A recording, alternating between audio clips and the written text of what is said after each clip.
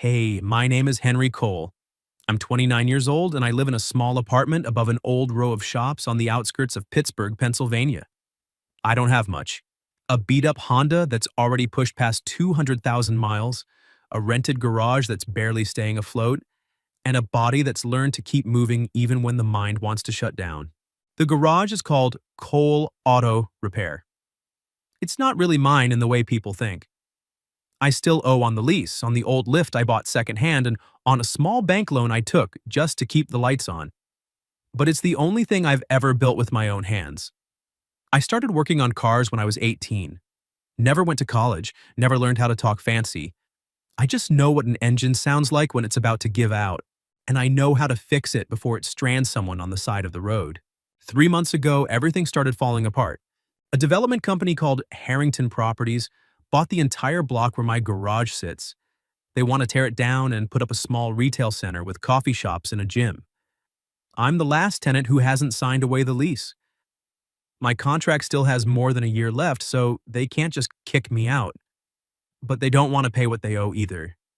Their lawyers sent papers claiming I violated the lease by causing noise and affecting property values. It's all made up.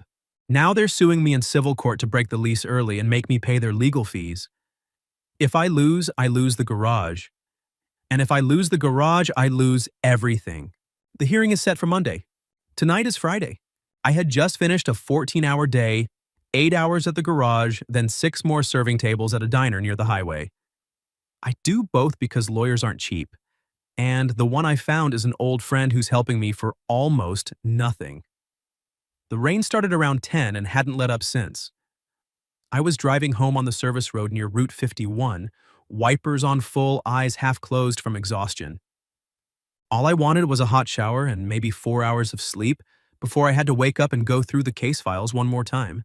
Then I saw the car. A black Mercedes pulled halfway onto the shoulder, hazard lights flashing weakly in the downpour. 2 girls stood beside it, maybe 19 or 20, both soaked through, one of them waving at passing cars that kept going. I almost kept going too. I was tired. I had my own problems. I didn't have the energy to be anyone's hero tonight.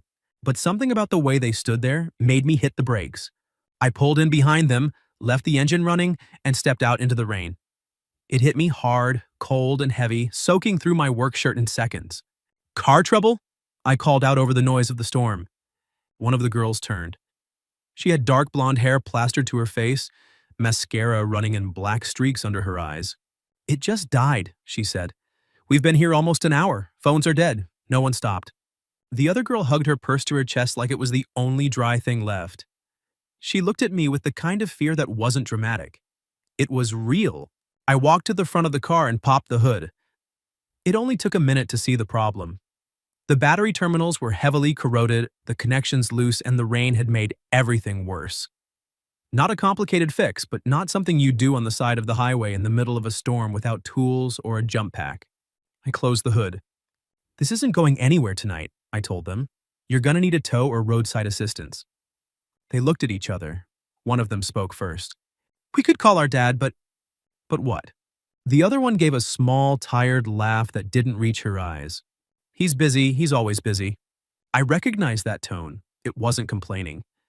It was the sound of someone who had stopped expecting anything different a long time ago. "There's a motel about 15 minutes from here," I said. "I can give you a ride. You can call for help in the morning when it's light out." They both stared at me like they weren't sure I was real. "You'd really do that?" the one on the left asked. I shrugged. "I'm not leaving you standing out here in this." They grabbed their bags, locked the Mercedes, and climbed into my Honda. The back seat had a toolbox and a stack of old invoices. Compared to their car, mine probably looked like it belonged in a junkyard. They didn't say anything about it. The girl who got in front turned toward me as I pulled back onto the road. "I'm Sophie. This is my sister Maya. We're twins." "Henry." Maya's voice came from the back, still shaky but calmer now. "Thank you for stopping." "It's nothing." Sophie studied me for a second. "What do you do?" "I'm a mechanic. I have a small garage." Maya leaned forward a little. "So you knew what was wrong with our car right away." "Battery and terminals, not hard to fix, just bad timing with the rain." We drove in silence for a while. The only sound was the rain hammering the roof and the tired rhythm of the wipers. Then Sophie spoke again. You were coming home from work?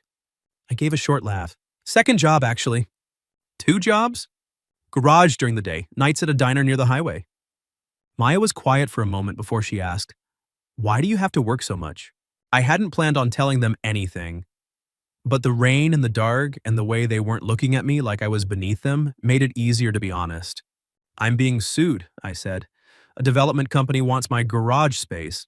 They're trying to break my lease early. If I lose the hearing on Monday, I lose the business, and probably everything else." Sophie turned in her seat to face me fully. "But if your lease isn't up yet, how can they do that?" "Because they have better lawyers and more money. That's how it usually works." Maya's voice was soft. "That's not fair." I kept my eyes on the road. Fair costs money. People like me usually can't afford it. None of them spoke for a while after that. The silence wasn't uncomfortable, it just sat there with us. Then Sophie said, almost like she was talking to herself, "Our dad works in law too." I glanced at her. "Lawyer?" "No," Maya answered from the back. "He's a judge." I didn't think much of it at the time. There are a lot of judges in Pennsylvania. My life was already complicated enough without adding curiosity about strangers. I just said, "You should tell him what happened tonight. Sometimes people in power need to hear how regular people get ground down." Sophie looked out at the rain-streaked window. "He hears everyone except his own daughters." They didn't say it with anger, just quiet resignation. They told me their father was always in court or at meetings or at political dinners. He gave them everything money could buy, nice house, nice car, good schools, but he was rarely actually there. Maya said he thought providing was the same as loving. Sophie said sometimes they just wanted him to sit through one dinner without checking his phone. I didn't have advice that would fix any of that. I just drove. When we reached the motel, I pulled under the awning so they wouldn't get any wetter than they already were. Before they got out, Sophie turned to me. "Henry, you seem like a good person." I smiled, tired. I just didn't want to see two girls freeze to death on the side of the road. Maya shook her head gently. "No, good people always say that, so it sounds like less than what they did." Sophie pulled out her phone, which she'd been charging with a portable battery in her bag. "Can we have your number? In case we need the car fixed tomorrow." I took my wallet out, found one of the slightly bent business cards for the garage, and handed it to her. "Call that number. I open at 8. She looked at the card. "Henry Cole, I hope your hearing on Monday goes okay." I nodded. "Me too." They got out and walked into the motel lobby. I watched them disappear behind the glass doors, then pulled back onto the road. The rain was still coming down hard. My shirt was soaked, my hands were cold on the steering wheel, and I had no idea that stopping for two strangers on a highway would end up changing the rest of my life. I just knew I was tired, and for the first time in a long time, I didn't feel completely alone in it. Monday came too fast. The Allegheny County Courthouse smelled like old wood, paper, and nerves. I sat at the defendant's table in the only white dress shirt I still owned that wasn't stained with grease, wearing a tie I'd borrowed from my neighbor. My hands were clasped under the table so no one could see they were shaking. Mr. Clark, my lawyer, sat beside me flipping through the file one last time. He wasn't a big-shot attorney. His office was small, his hair was gray, and he looked as tired as I felt. But he believed me. At this point, that mattered more than anything else. Across the aisle, Grant Harrington sat in a gray suit that probably cost more than my monthly rent. Next to him was his lawyer, Davidson, a man with a smile so thin it looked sharp. Grant didn't even glance my way. To him, I was just an obstacle on a blueprint. Mr. Clark leaned closer and spoke quietly. "We have the lease. We have proof of payment. We have photos showing the garage is clean. They don't have real evidence, but they have money and a strong legal team. Stay calm. When they ask you something, just tell the truth." I nodded. My throat was dry. The bailiff stood up. "All rise. The Court of Common Pleas of Allegheny County is now in session. The Honorable Judge Benjamin Whitmore presiding." I stood. The door behind the bench opened. Judge Whitmore walked in. He was in his late 50s, tall, with silver hair and a serious face. I had never seen him before in my life, but I recognized him instantly. The shape of his eyes, the way he tilted his head slightly when he looked down at the papers. The same features I had seen 3 nights ago on 2 soaked girls standing beside a broken-down Mercedes. My stomach dropped. It couldn't be. Judge Benjamin Whitmore was the father of Sophie and Maya. He took his seat, opened the file, and scanned the first page. His eyes stopped on my name, Henry Cole. For half a second, his expression shifted. Just a flicker. Then it was gone, replaced by the same professional calm. He looked up and met my eyes. He knew. I could see it. The recognition passed between us without a single word. My heart was pounding so hard I was sure everyone in the room could hear it. "Be seated," he said. Everyone sat. Judge Whitmore turned a page slowly, his fingers tapping once against the folder. "We are here today on the matter of Harrington Properties versus Cole Auto Repair," he began. "The plaintiff is seeking termination of a commercial lease and damages. Are both sides ready to proceed?" Davidson stood immediately. "Ready, Your Honor." Mr. Clark answered, "Ready, Your Honor." Judge Whitmore was quiet for a moment. His eyes stayed on the file. Then he spoke. "Before we begin, the court will take a 15-minute recess." A ripple of surprise moved through the room. Davidson rose halfway. "Your Honor, is there a problem?" Judge Whitmore looked at him evenly. "Nothing that requires argument at this moment. Court is in recess." The bailiff called for everyone to rise. Judge Whitmore stood and walked out through the side door. I stayed frozen in place. Mr. Clark turned to me, frowning. "This is unusual." I couldn't answer. My mind was still trying to catch up. 10 minutes later, the bailiff approached our table. "Mr. Cole, the judge would like to see you in chambers. Mr. Clark, you're to accompany him." Davidson immediately objected. "Your Honor cannot have ex parte communication with one side." The bailiff cut him off calmly. "The judge has also requested Mr. Clark's presence. Everything will be placed on the record if necessary." Mr. Clark stood, still frowning, but motioned for me to follow. My legs felt heavy as we walked through the side door and down a short hallway. The judge's chambers were lined with dark wood and tall bookshelves filled with legal volumes. Judge Whitmore stood by the window with his hands clasped behind his back, looking out at the city. "Sit down, Mr. Cole. Mr. Clark, you as well." We sat. Judge Whitmore turned around. His face was serious, but not cold. "3 nights ago, my daughters called me from a motel off Route 51. Their car had broken down in the storm. They had been standing in the rain for nearly an hour. No one stopped." He looked directly at me. "Until you did." I swallowed. My mouth was dry. "Your Honor, I didn't know they were your daughters." "I know," he said. "That's exactly why this matters."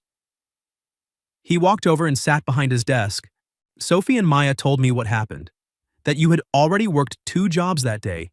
That you were exhausted. That you still stopped.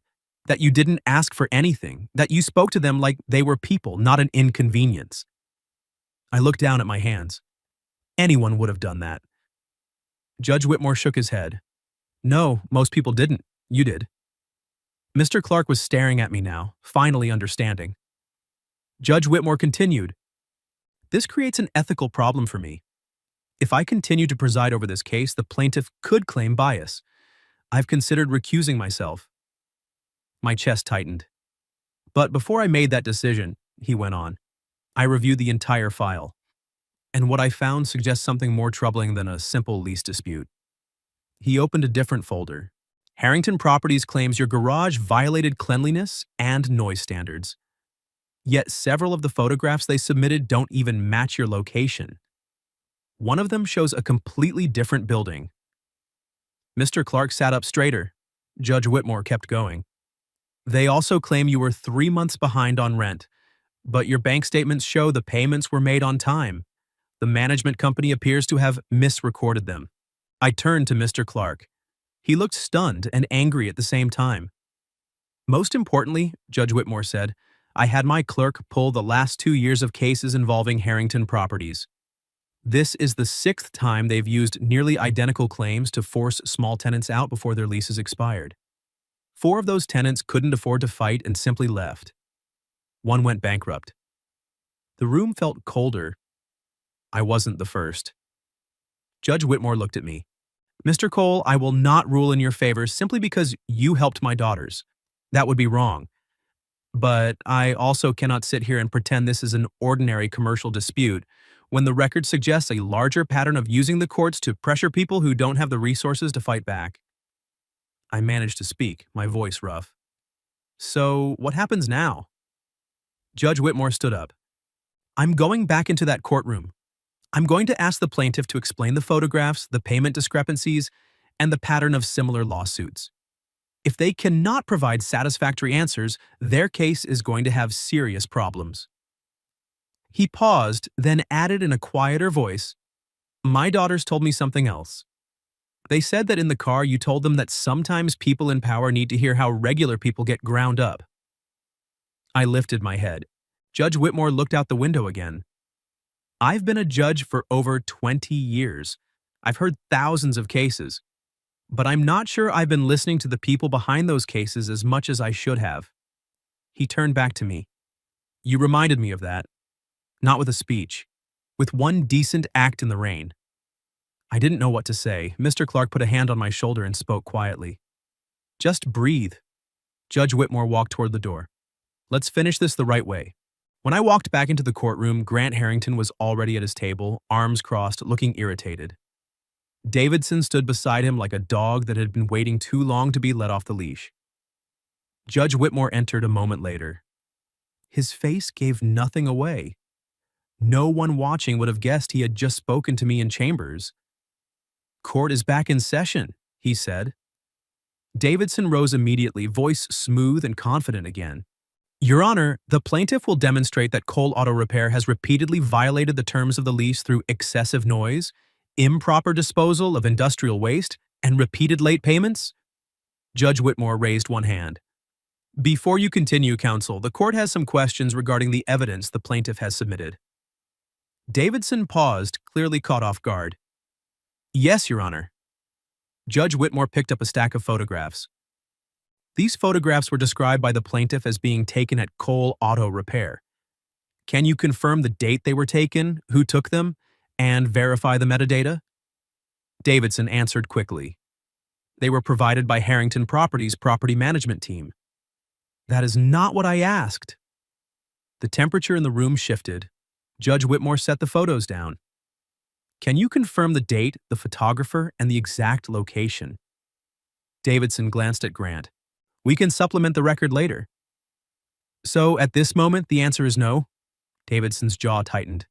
Not at this moment, Your Honor. Judge Whitmore lifted one of the photos. This image shows a blue sign in the upper left corner. According to the defendant's evidence, Mr. Cole's garage does not have that sign. How do you explain that? Mr. Clark stood up. Your Honor, we have also questioned whether these photographs depict our client's property. Judge Whitmore nodded. Noted. Grant Harrington was starting to look uncomfortable. Judge Whitmore moved to the next set of documents. The plaintiff also alleges that Mr. Cole was 3 months behind on rent. However, the defendant's bank records show 3 separate transfers made on the correct dates.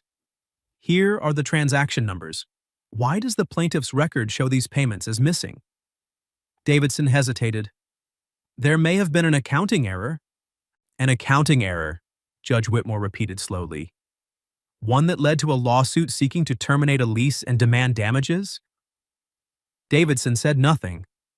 Judge Whitmore turned his attention to Grant. Mr. Harrington, would you like to address this? Grant stood adjusting his jacket.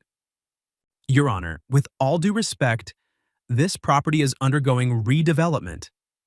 Mr. Cole's business no longer fits the commercial vision for the area. We are simply trying to protect the value of our investment. Judge Whitmore studied him for a long moment. So, the real issue is not lease violations. The real issue is that Mr. Cole does not fit your development plans. Davidson quickly cut in. That is not what my client meant. But Grant had already said it. Judge Whitmore opened another file. The court also notes that Harrington Properties has filed 6 similar actions against small tenants in the past 2 years using nearly identical allegations. 4 of those tenants vacated before trial. 1 declared bankruptcy. Can you explain this pattern, Mr. Davidson? Davidson straightened. Objection. Those cases are not relevant here. They become relevant, Judge Whitmore replied, when they suggest a pattern of using unsubstantiated claims to pressure small tenants into leaving before their leases expire. The room was completely silent. I sat there, heart hammering. For the first time since this whole thing started, the people across from me no longer looked like they controlled the room. Mr. Clark rose, his voice stronger than I had ever heard it. Your Honor, my client has never refused to cooperate. He has simply asked that Harrington Properties honor the lease they signed or compensate him according to its terms. Instead, the plaintiff has submitted unverifiable photographs, misrecorded payments, and painted my client as a negligent tenant in order to avoid their own financial obligations. Judge Whitmore looked at Davidson. Does the plaintiff have any independent evidence showing that Cole Auto Repair created an environmental hazard, exceeded noise limits, or committed a material breach of the lease? Davidson was quiet for several seconds. We would need additional time to supplement. Judge Whitmore closed the file. No, the plaintiff has had sufficient time. You brought this man to court and threatened his livelihood. You do not get more time now. Grant's face had gone pale. Judge Whitmore continued. The plaintiff's request to terminate the lease is denied. The allegations of breach are not supported by sufficient evidence. The plaintiff shall reimburse the defendant for reasonable legal costs. Furthermore, this matter is referred to the District Attorney's Office for review regarding possible abuse of process and submission of misleading evidence. Davidson shot to his feet. Your Honor. Judge Whitmore gave him a flat look. I suggest you sit down before I order further inquiry right here. Davidson sat. The gavel came down. Case dismissed. I stayed in my chair, unable to move. Sound felt distant. I heard Mr. Clark saying something beside me. I heard papers shuffling. I heard Grant Harrington mutter something sharp under his breath to his lawyer. But the only clear thought in my head was, I still have the garage. I didn't lose everything. I stood up slowly. My legs felt unsteady. Mr. Clark shook my hand, smiling for the first time since I'd met him. You won, Henry. I looked at him, still not fully believing it. I actually won? Not only that, he said, they're going to be investigated. I turned toward the bench, but Judge Whitmore had already left the courtroom. I wanted to say something. Thank you. Anything. But maybe he didn't need that in front of everyone. He had done what he believed was right. Now I had to figure out how to accept something good without immediately waiting for it to be taken away.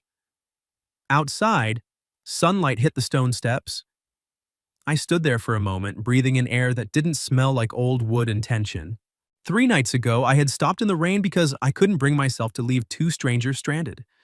Today, that decision hadn't directly bought me this victory, but it had made one man look at me more carefully. And when he looked, he saw what Harrington had tried to bury. My phone vibrated in my pocket. An unknown number. I answered. Mr. Cole?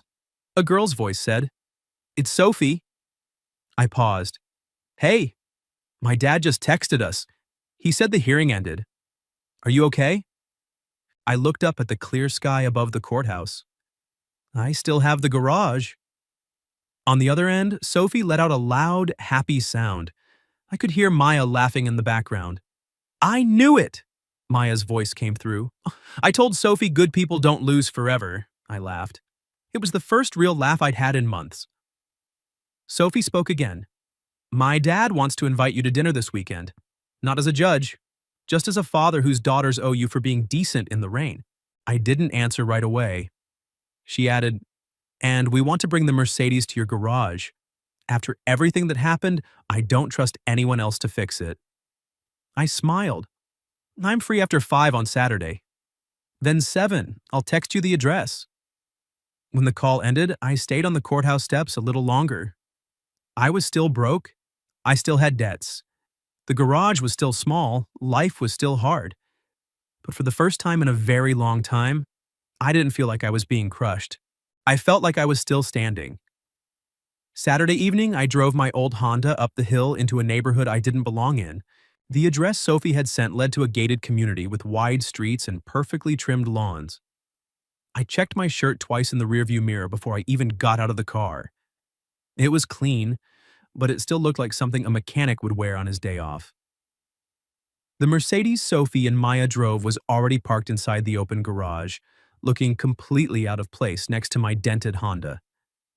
I was halfway up the walkway when the front door opened. Sophie stood there, smiling like I was someone they'd been waiting for. "You came." Maya appeared behind her. "Come in. Dad's in the kitchen trying to cook, and we're trying to stop him from burning the house down." I stepped inside. The house was bigger than my entire garage and apartment combined. High ceilings, dark wood, expensive-looking furniture. Everything was clean and quiet in a way that made me overly aware of my boots on the floor. "Nice place," I said, because I didn't know what else to say. Maya shrugged. "It's nice. It used to feel more like a hotel, though. This week Dad's actually been home for dinner. We're still getting used to it." Sophie nudged her. "Don't scare him." Judge Whitmore came out from the kitchen wearing jeans and a gray sweater, a dish towel in one hand. Without the black robe, he looked less like someone who decided people's futures and more like a man who wasn't entirely sure how his oven worked. "Henry," he said, extending his hand. "Thank you for coming." I shook it. "Thanks for the invitation." He looked at me steadily. "No, thank you for that night." Before I could answer, Maya cut in. "Okay, you two can do the emotional courtroom thing later. Henry, what do you want to drink?" Dinner was nothing like I expected. There were no servers. No long, silent table. Sophie and Maya set the plates themselves. Judge Whitmore had made pasta that was slightly overcooked. While everyone was still moving around the kitchen, I noticed one of the cabinet doors was hanging crooked on its hinge. It bothered me enough that I asked for a screwdriver, found one in a drawer, and fixed it before we sat down to eat.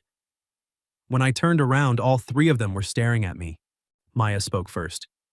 "You came over for dinner, and you're already fixing things." "Occupational hazard," I said. Sophie laughed. "Dad, keep him. This house has about 47 things that need fixing." During the meal, Sophie and Maya talked more about the night their car broke down. They told their father how they had argued with him earlier that evening at some charity event because he'd left in the middle to take a work call. How they drove home angry. How the car died. How they stood in the rain calling him, only to realize their phones were dead before the call even connected. Judge Whitmore listened without interrupting. He didn't offer excuses about work or responsibility. He just listened. After we finished eating, Sophie and Maya started clearing the table. Judge Whitmore nodded toward the back door. "Walk with me for a minute." We stepped out onto a wide patio that overlooked the city. The lights below looked like scattered gold threads. He stood at the railing with his hands in his pockets. "I've presided over thousands of cases in my career," he said after a while. "I always believed I was fair. But being fair in a courtroom doesn't mean I was fair at home." I stayed quiet. He continued, "Sophie and Maya have been telling me for years that I was never really present. I used to think they were being dramatic, that children from comfortable families complain because they don't understand sacrifice. But that night when they called from the motel and told me a stranger who was already exhausted still stopped to help them, I couldn't sleep." He looked over at me. "You didn't know who they were. You had nothing to gain. You had your own problems, and you still stopped. Meanwhile, their own father has spent years not stopping enough." I watched the city lights for a moment. "You can still start," I said. He gave a small, tired smile. "I'm a judge. I know time that's already passed doesn't come back." "No," I answered, "but the time that's left does." Judge Whitmore was quiet for a long time after that. "I understand now why my daughters think so highly of you." I felt my face warm. "I just fix cars and pour coffee." "No," he said. "You're the kind of person this world needs more of. Someone who still stops even when they're sinking themselves." We stood there without speaking for a while. Then he asked, "How's the garage?" "I still have debt. I still work extra hours, but at least I still have it." He nodded. "Sophie mentioned she wants to bring the Mercedes to you. I'll charge her the normal rate." He actually laughed at that. "Good." When we went back inside, Sophie and Maya were arguing over which movie to watch. They pulled me into the conversation like I'd been part of it for years instead of just one night. I ended up on their couch with a glass of water. listening to two sisters debate horror versus comedy while their father sat in the armchair pretending he wasn't already falling asleep. The house didn't feel like a showcase anymore. It felt like a family that was slowly remembering how to be in the same room without performing for each other. Sophie sat down beside me and spoke quietly so only I could hear. "He's different this week. He's come home for dinner 3 times already." Maya leaned in from the other side. "And he only checked his phone twice? That's a record." From the armchair, Judge Whitmore sighed without opening his eyes. "I'm trying." Sophie looked at him, her voice softer. "We know." I sat between them, feeling strange and quiet. I wasn't related to these people. I didn't come from money or status or any of the things that usually connected someone to a house like this. But that night in the rain had pulled our lives across each other's paths anyway. Not like some cheap miracle, just like a reminder that sometimes people save each other in ways no one plans for. 3 months later, the sign above Cole Auto Repair still hung crooked on one side. Harrington Properties was under investigation. A couple of former tenants who had been pushed out the same way I almost was started reaching out to lawyers. The local paper ran a short piece about their pattern of lawsuits. Grant Harrington stopped driving past my garage with that smug look on his face. I was still working.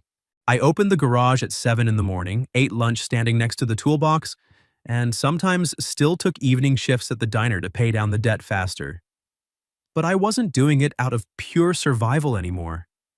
There was space to breathe now. Customers started coming in more steadily after the hearing. Some of them had heard the story. Most of them came because Sophie and Maya had apparently told everyone they knew to bring their cars to me. The Mercedes was the first one I worked on after everything settled. I replaced the battery, cleaned the terminals, and checked the whole electrical system. When I handed Sophie the bill, she frowned. "You charged too little." "I charged what it's worth." Maya shook her head. "You're terrible at using connections." "I know how to fix cars," I said. "That's enough." They laughed. Saturday nights at the Whitmore house slowly turned into something regular. At first I felt awkward showing up. After a while it just became part of the week. I fixed a leaking faucet in their kitchen, re-hung a door in the laundry room, changed the spark plugs on Maya's car. In exchange, they gave me a seat at the table without making me feel like a guest who needed to earn it. Judge Whitmore was changing too, in small ways that mattered.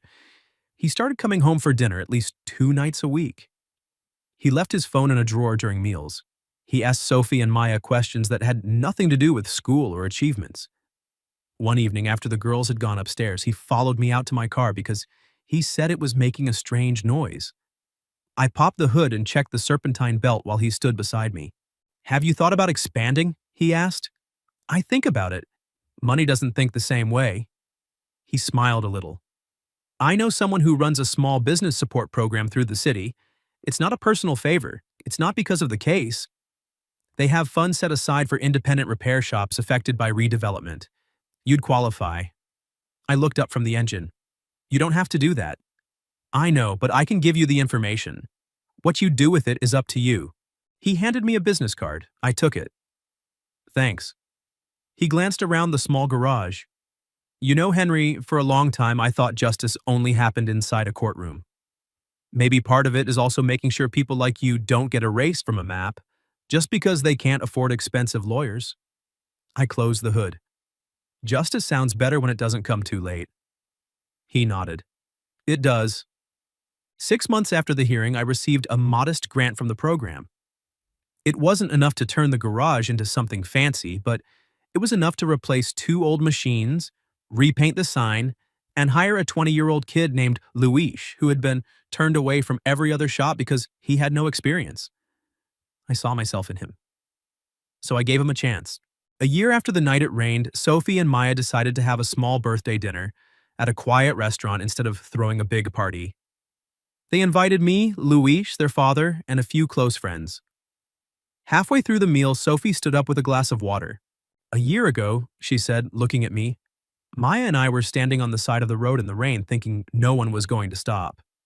Then Henry stopped. After that, everything changed. The car got fixed. Our dad started getting fixed."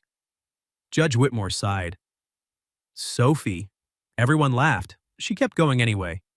And maybe we got fixed a little too. Maya looked across the table at me. Thanks for not driving past. I held my glass and tried to think of something that didn't sound corny. In the end, I just said the simplest thing I could. I'm glad I stopped. Later that night, after everyone had gone home, I stood alone in front of the garage under the new sign. Cole Auto Repair. Honest work. Fair price. I thought about that Friday night. How tired I had been. How close I came to just driving past two strangers in the rain. If I had kept going, everything would be different right now. I probably would have lost the garage. Sophie and Maya would still believe their father never really listened to them. Judge Whitmore would still be fair in court but absent at home. One small decision didn't fix the whole world, but it opened a door. For me, that door led to keeping the garage. For Sophie and Maya, it led to a father who was finally learning how to show up.